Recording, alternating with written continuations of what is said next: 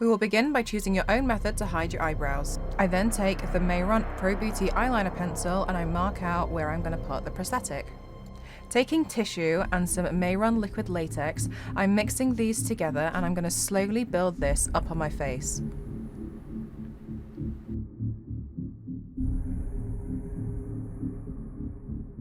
I'm also using a spatula just to mark out any edges and to help blend in any of the edges as well.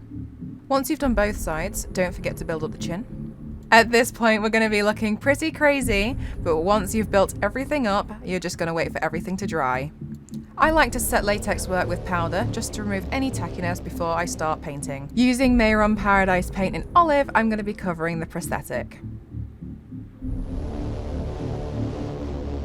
And then I'm going to highlight any areas with white as well. So all of the high prosthetic parts, I'm going to boost them and then I'm just going to blend them in with the original brush.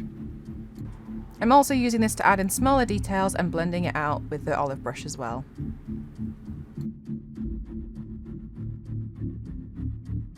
Also using Mehron Paradise paint in Wild Orchid, and I'm going to dry brush this into here. That means I'm not going to use much water at all, and I'm just going to deepen any areas as well. I'm going to further deepen this with Mehron Paradise paint in black.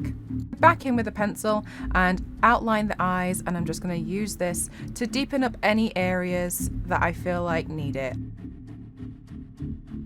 Can really push this into the lips as well as pushing it into the recesses on the cheeks. Do this all across the face where you feel like it's necessary, and then finish off with your chosen accessories before we go to the final look.